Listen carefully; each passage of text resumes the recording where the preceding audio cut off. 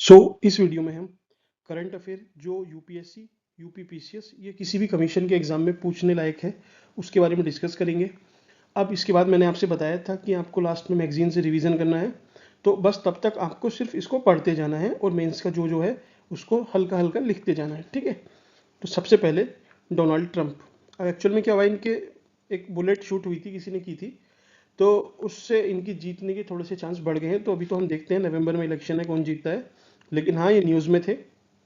Secondly, हमें ये देखना है कि क्वेश्चन पूछता है कमीशन कि what India can learn from other democracy. तो अदर डेमोक्रेसी भी जैसे यूएसए हमसे क्या सीख सकते हैं, इसका ये एक एग्जांपल है कि हमारे यहाँ जो इलेक्शन है वो फ्री एंड फेयर है। ऐसे एटलीस्ट जो आपके नेशनल लीडर हैं उस पर कोई ऐसा केस तो अभी तक सामने नहीं आया है, ठीक है। नेक्स्ट, एएसआई ने सौंपी भोजशाला की रिपोर्ट। अब देखिए ये इंपॉर्टेंट है, भोजशाला ये कहाँ है, ये एमपी के मध्य प्रदेश के धार में है। कहाँ पे है, धार में है। तो यहाँ पे हुआ क्या है, दो पक्ष है, जैसे बनारस में है अपना ज्ञानवापी का केस, आपने सुना होगा ज्ञानवापी, वहाँ पे हिंदू और मुस्लिम दो अलग अलग ये डिवीज़न है, ये अपना क्लेम करते हैं, मुस्लिम अपना क्लेम करते हैं। तो ऐसे ही धार में हुआ है। धार में क्या हुआ है कि हिंदू और मुस्लिम, हिंदू मंगलवार को यहाँ पे पूजा अर्चना करते हैं, मुस्लिम शुक्रवार को यहाँ पे जुम्मे की नमाज करते हैं अदा, ठीक। अब हिंदू वही ऑब्वियसली क्लेम करेंगे कि हमारा है, मुस्लिम बोलेगा हमारा है। ये चले गए हाई कोर्ट।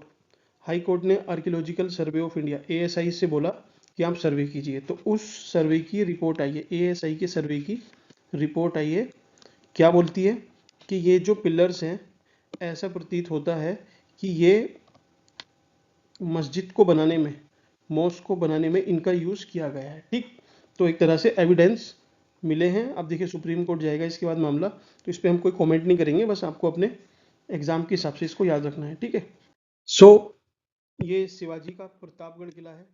आपको शिवाजी, इसका मेन पर्पस ये है कि आपको शिवाजी के बारे में 5 मिनट, मैंने जो बोला था आपको 5 मिनट की रीड करनी है शिवाजी के बारे में, ठीक है।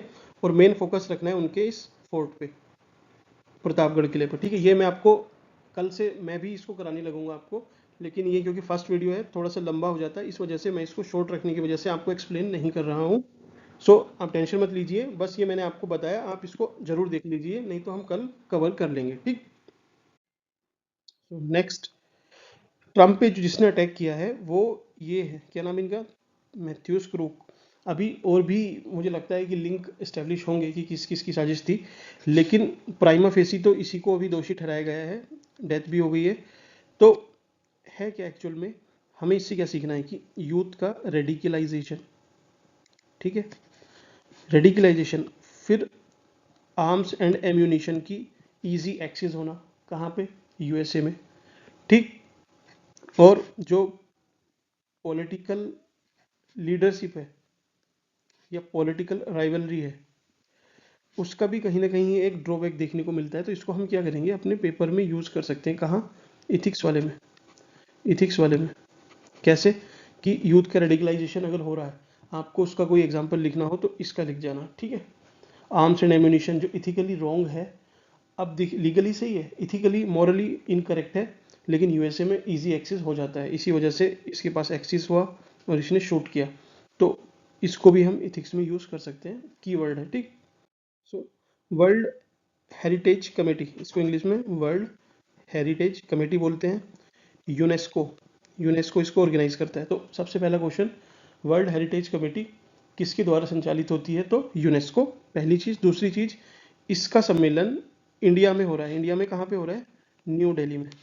अब देखिए ये सब आपको लास्ट में घटना चक्र में या किसी भी मैगजीन में मिल जाएगा, लेकिन आप अगर इसको डेली ऐसे देखते चलेंगे तो आपको उस टाइम पर रटना नहीं पड़ेगा, मोर देन 50% आपको ऐसे ही याद हो जाएगा, ठीक है।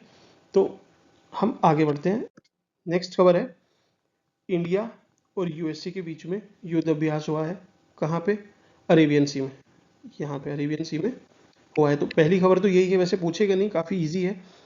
थोड़ा सा जो पूछ सकता है वो है इंडिया और थाईलैंड, इनके बीच में मैत्री एक एक्सरसाइज हुई है, ठीक है, एक्सरसाइज। तो ये ज़रूरी है, मैत्री इंडिया और थाईलैंड के बीच भी हुई है, और भी जैसे बांग्लादेश के साथ भी होती है। आपको मेन अभी ध्यान रखना है कि ये हुई है, 13th इसका संस्करण था, ठीक है। नेक्स्ट, अफ्रीकी देशों से इस साल भी आएंगी चीतों की खेप। अब देखिए हमारा है क्या है ना कि हम बिग कैट अलायंस के पार्टनर हैं। T x 2 मतलब टाइगर की पॉपुलेशन डबल करनी थी 2020 तक, वो हम सक्सेसफुली अचीव कर चुके हैं। तो we are leading in conservation of tiger. Tiger means all big cat species जितनी भी हैं सबके कंजर्वेशन में हम काफ़ी अच्छा काम कर रहे हैं। प्रोजेक्ट टाइगर के बारे में आपको पता होगा 1972 अभी यूके पीसीएस में पूछा है कि 1976 से रिलेटेड कुछ पूछा हुआ था। ठीक है, तो हाँ ये था ना कि वन्य जीव संरक्षण के लिए कौन सा, तो उसमें आपको वन्य जीव संरक्षण अधिनियम 1972 नहीं मानना था, ये फंडामेंटल ड्यूटीज पूछी हुई थी 1976। ठीक, तो देखिए कहाँ से लेके आएंगे हम, नामीबिया से। अब लेके क्यों आ रहे हैं, पहली चीज़ इधर देखिए, ये मैप है, ये इक्वेटर है अपनी, इंडिया यहाँ कहीं है। ठीक, और अफ्रीका को आप देखेंगे तो अफ्रीका भी इधर कहीं ऐसे है। ठीक, अब देखिए इक्वेटर से सपोज हम लेके कहाँ आएंगे, कि हम साउथ के कहीं रखेंगे, नहीं। एकदम नॉर्थ हिमालय में कहीं रखेंगे, वो भी नहीं रखेंगे। हम रख रहे हैं यहाँ पे।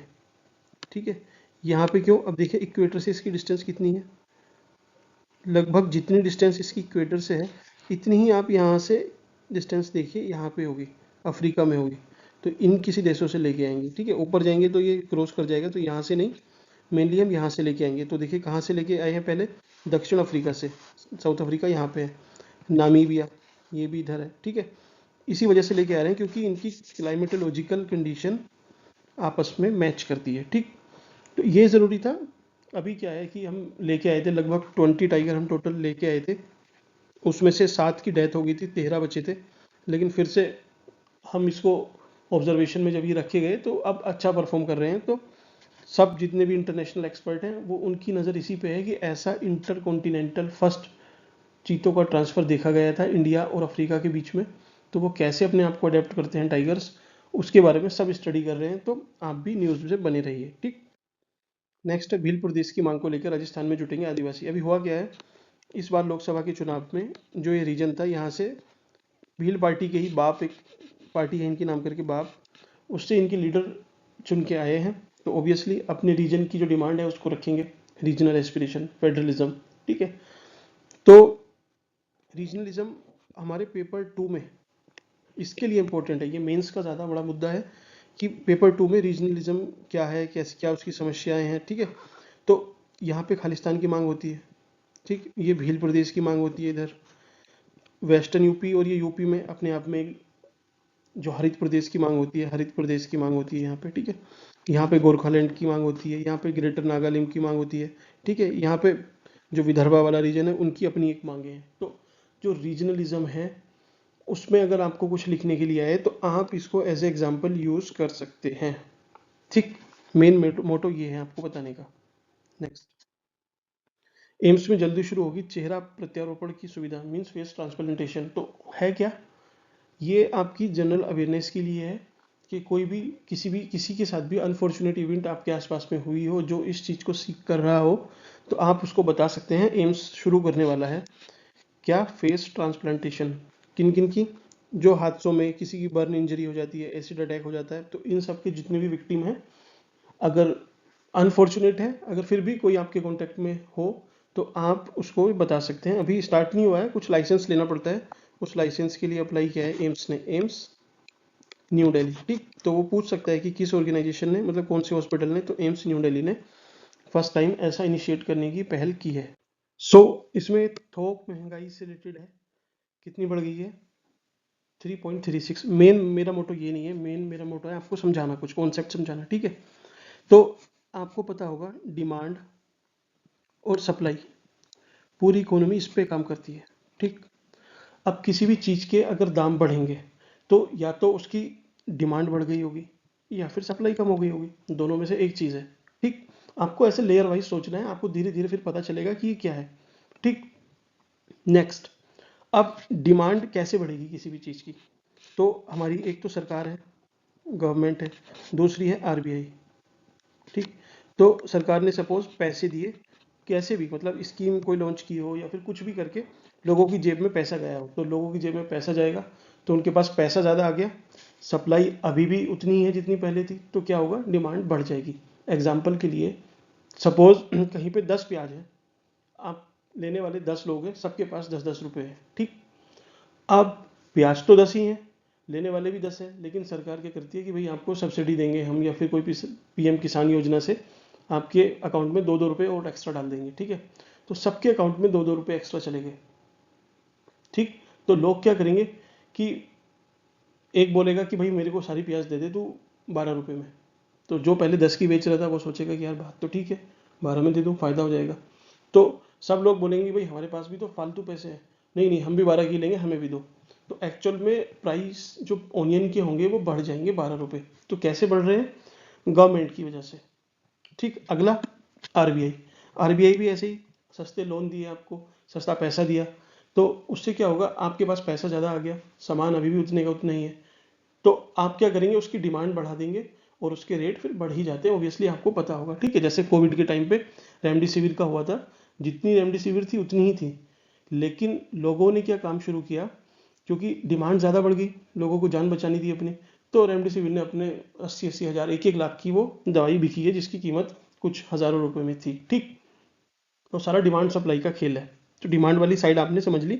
आरबीआई कैसे करती है ये सब चीज़ें? मॉनेटरी पॉलिसी से। और गवर्नमेंट जो करती है इसको स्टैंडर्ड बोलते हैं, फिस्कल पॉलिसी, ठीक। अगला आता है सप्लाई का, कि भाई ऐसे थोड़ी है कि चलो सरकार नहीं दे रही, आरबीआई नहीं दे रही पैसा, तो फिर महंगाई क्यों हो रही है? महंगाई हो सकता है सप्लाई साइड से इशू, कि पहले प्रोडक्शन 10 किलो हो रहा था, अब 10 किलो नहीं हो कि भाई 8 किलो या 7 किलो हो रहा हो, तो लोगों के पास पैसा तो उतना ही है, लेकिन प्याज कम होगी, ऑनियन कम होगी, इस वजह से ऑनियन के दाम बढ़ जाएंगे, ठीक।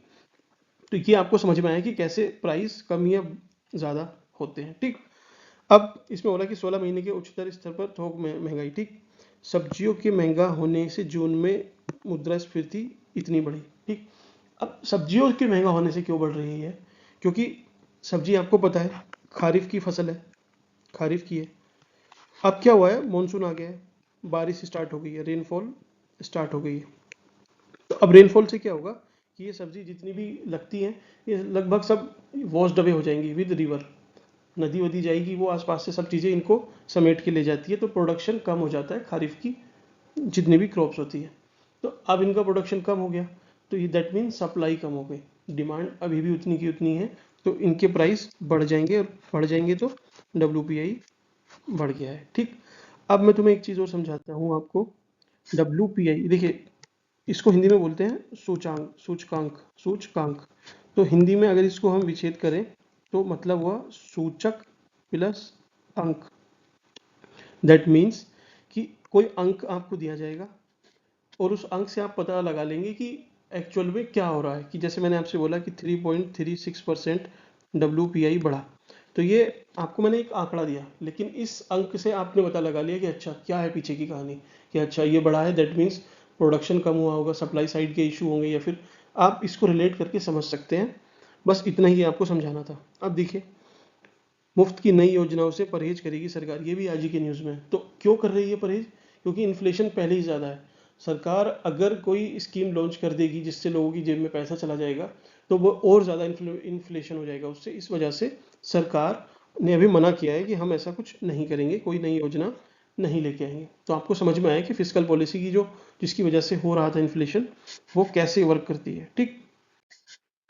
नेक्स्ट है कार्बन फाइनेंस से बढ़ेगी किसानों की आय। अब मेन है कार्बन फाइनेंस क्या होता है, ठीक है। अब मेरे को एक इंडस्ट्री लगानी है, सपोज यहाँ पे इंडस्ट्री लगानी है, ठीक। तो मुझे यहाँ पे क्या है, पेड़ काटने पड़ेंगे। अब हमारे यहाँ एक कैंपा एक्ट है, कैंपा 2016 का है। इसमें यह है कि आप जितने भी फॉरेस्ट यहाँ से काटते हैं सपोज, तो आपको दूसरी जगह पे उतने ही पेड़, फॉरेस्ट नहीं सॉरी पेड़, यहाँ पे उतने ही पेड़ आपको लगाने पड़ेंगे, ठीक। तो अब इंडस्ट्रियलिस्ट को क्या परेशानी आएगी कि एक तरफ तो वो पहले पेड़ काटेगा, दूसरी तरफ फिर वो लगाएगा, तो वो अपने आप में चैलेंजिंग है। तो अब क्या हुआ है, एक स्कीम है ग्रीन क्रेडिट स्कीम। उसमें क्या है कि सपोज ये किसी किसान का एक फील्ड है, इस फील्ड में ये सपोज 4 बीघा का है, ठीक, या 4 हेक्टेयर बोल लो इसको। यहाँ पे उसने पेड़ लगाए, यहाँ पे पेड़ लगाए उसने, ठीक।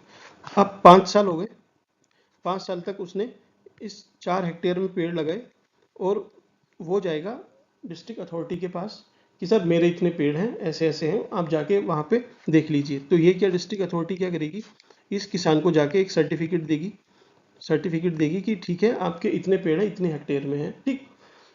अब ये जो इंडस्ट्रियलिस्ट था, इसको क्या करना था, कहीं पे और जाके पेड़ लगाने थे। तो ये कुछ नहीं करेगा, ये क्या करेगा, इससे, इस किसान से ये सर्टिफिकेट खरीद लेगा। इसने इससे परचेज कर लिया। अब इसने किसान से परचेज कर लिया तो किसान को तो पैसे मिल गए, और इंडस्ट्रियलिस्ट को क्या मिल गया, सर्टिफिकेट मिल गया कि देखिए हमने इतने पेड़ लगाए हैं। बस सिंपल सा इतना कॉन्सेप्ट है। ये कार्बन फाइनेंसिंग, क्लाइमेट फाइनेंसिंग। ठीक है, क्लाइमेट फाइनेंसिंग दूसरा इशू है, वो UNCCC में चल रहा है अभी, उसको बाद में देखेंगे। फिलहाल आपको बस इतना समझना है। नेक्स्ट, अब ट्रम्प ने जो फाइटिंग स्पिरिट दिखाई थी आफ्टर शूट, कि वो खड़े होके और सभी लोगों को एक आश्वासन दे रहे थे कि वो ठीक है और आप सबको हमको लड़ना है, तो ये एक फाइटिंग स्पिरिट दिखाता है। आप इसको एथिक्स में, मैं बोल रहा हूँ, मस्ट यूज दिस थिंग, इसको आपको यूज करना ही करना है।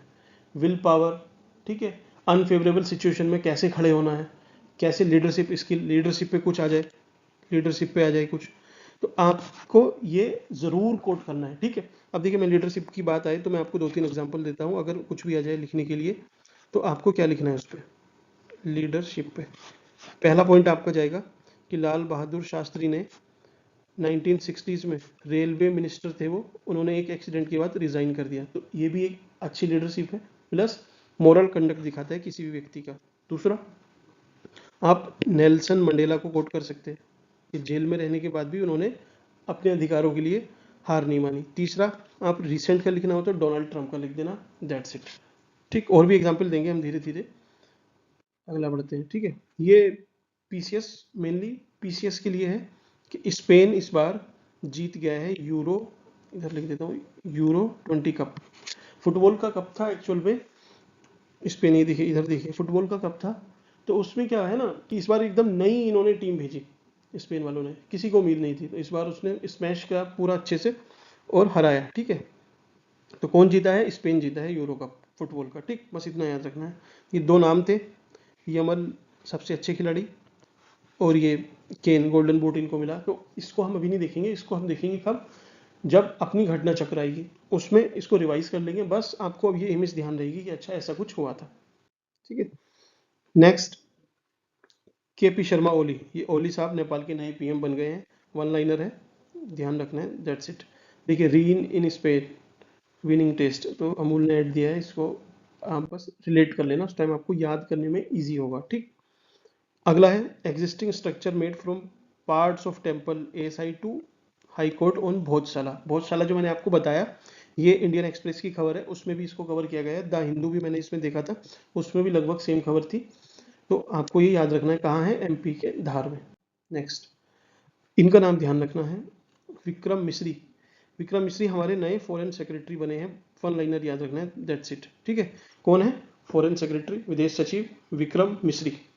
नेक्स्ट, अब बेरोजगारी चल रही है, ज़्यादातर बेरोजगार लोग हैं, तो ये मैंने एक पॉलिटिशियन का रखा है आपके लिए, आप इसको पढ़ सकते हैं। इन्होंने बोला है कि डिग्री वगैरह से कुछ नहीं होगा, पंचर की दुकानें खोल लो तो शायद कुछ हो जाए। तो काफ़ी एक तरह से ये मॉक कर रहे हैं किसको, जो यूथ है वो भी अनएम्प्लॉयड, तो रोजगार तो कहाँ, इन्हें देना चाहिए था हमें सबको, लेकिन ये ऊपर से मॉक कर रहे हैं। ठीक है, चलिए। सो भगवान जगन्नाथ की ये रथ यात्रा है, आप इसको देख सकते हैं, रिटर्न जर्नी है। एक्चुअल में ये एग्जाम स्पेसिफिक तो नहीं है क्योंकि निकलती ही है हर साल, लेकिन just for your information, that's it.